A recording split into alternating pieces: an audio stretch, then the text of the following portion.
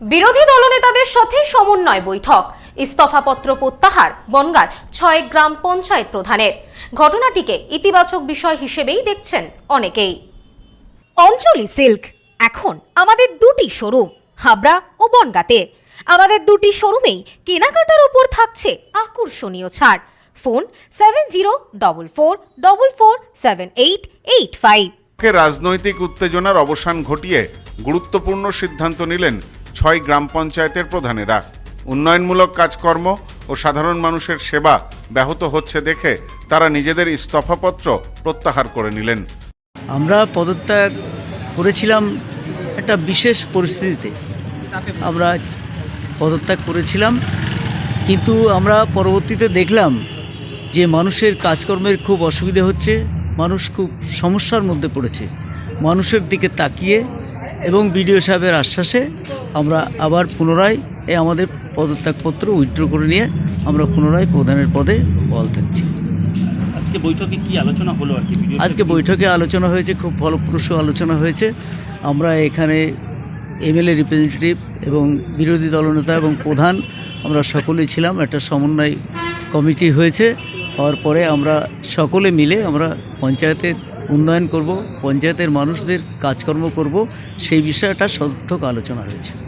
উল্লেখ্য, গত 29শে June Bongaon BDO অফিসে প্রধানের পদ থেকে ইস্তফাপত্র জমা দিয়েছিলেন ছয়ঘড়িয়া, গঙ্গানন্দপুর, আকাইপুর, ধর্মপুকুরিয়া, গোপালনগর ১ এবং গোপালনগর ২ নম্বর গ্রাম পঞ্চায়েতের প্রধানেরা।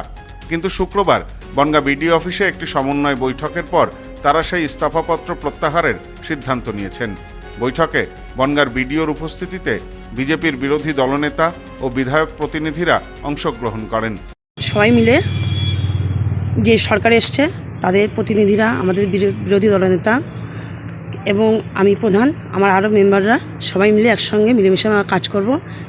বিডিও সাহেব থেকে আমাদের একটা সমন্বয় ঘটিয়েছেন, আমরা সেভাবে কাজ করব, আমাদের পঞ্চায়েতে উন্নয়ন করব। আপনি পদত্যাগ করেছিলেন, সেক্ষেত্রে আজকে কি হলো?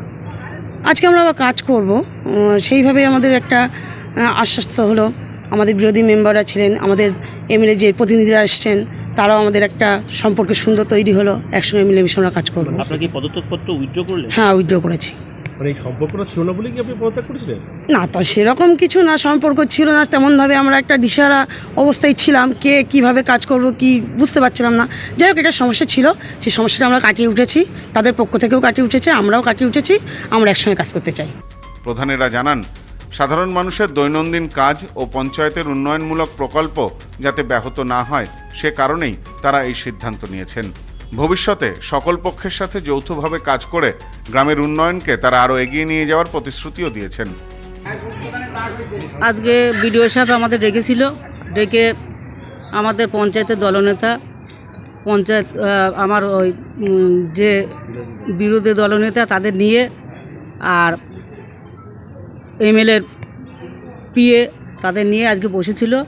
বসে যাক একটা জায়গা করে দিল, সবাই মিলে। আমরাও দেখছি যে মানুষের খুবই অসুবিধা হচ্ছে। আজকে 10-12 দিন 14 দিন পঞ্চায়েতে যায়নি, মানুষ খুব ভোগান্তি ভুগছে আমাদের জন্যে। আমরা চাই না সে যে বিগত কী হয়ে গিয়েছে সেটা তো আর বলা সম্ভব না।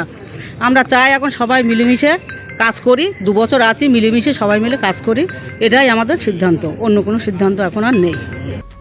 বনগাঁ উত্তর কেন্দ্রের বিজেপি বিধায়ক অশোক কীর্তনিয়ার প্রতিনিধি সৌমিত্র দাস এবং বাগদা কেন্দ্রের বিজেপি বিধায়ক সোমা ঠাকুরের প্রতিনিধি সাগর শিকদার জানান, সাধারণ মানুষ যাতে সঠিক সময়ে পঞ্চায়েতের পরিষেবা পান এবং উন্নয়নের কাজ স্বাভাবিক গতিতে চলে, সেই লক্ষ্যেই তারা সমন্বয় বৈঠকে অংশ নিয়েছিলেন। তারা আরও বলেন, পঞ্চায়েত প্রধানেরা সাধারণ মানুষের সেবায় নিয়োজিত থাকবেন এবং তারা পূর্ণ সহযোগিতা করবেন। এতদিন পঞ্চায়েতে একটা কাজের কোনো সিস্টেমে চলছিল না, নতুন সরকার গঠিত হয়েছে, তাদের মধ্যে একটা ভয় চতুর্দিকে যা হচ্ছিল আমরা মিডিয়ার মাধ্যমে, সংবাদ মাধ্যমে দেখছিলাম। তার জন্য ওরা স্বেচ্ছায় এসে বিডিওতে তারা প্রধান হিসেবে ইস্তফাপত্র জমা করেছিলেন। আজকে বিডিওর সঙ্গে আমাদের বিরোধী দলনেতা, তারপরে এমএলএ প্রতিনিধি সবাই দিয়ে সমন্বয় বৈঠক হলো এবং তাদের কাজের বিষয়কে বোঝানো হলো এবং আগামী দিনে তারা কাজের আশ্বাস দেখিয়েছে। এটুখানি।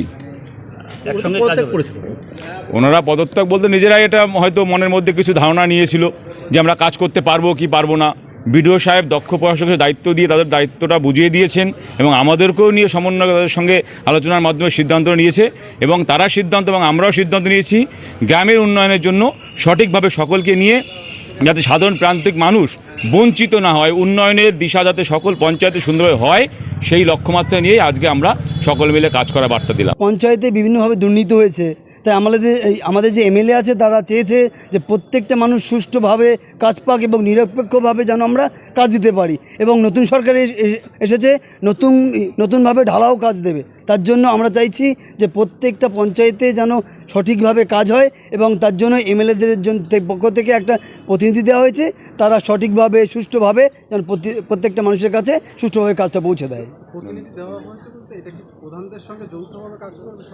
হ্যাঁ, অবশ্যই, কারণ এখন পঞ্চায়েতে ঢালাও কাজ হচ্ছে এবং এই যে পঞ্চায়েত প্রধান এবং বিরোধী দলনেতার সঙ্গে একজন এমএলএ প্রতিনিধি, তারা তিনজন একসঙ্গে কাজ করবে। এই সিদ্ধান্তের ফলে বনগাঁ ব্লকের 6টি গ্রাম পঞ্চায়েতের স্বাভাবিক কাজকর্ম ফিরে আসবে বলে আশা করা হচ্ছে।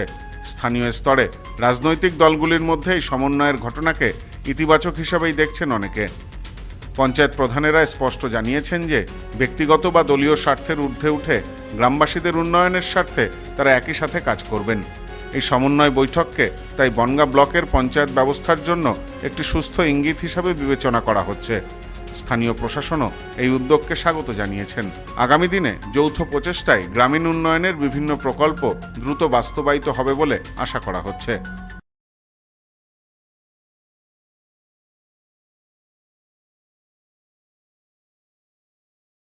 গ্রহরত্ন কথা বলে, সঠিক রত্ন চিনে নিতে হয়। খাঁটি গ্রহরত্ন পেতে আজই আসুন নিউ এমডি জেমসে।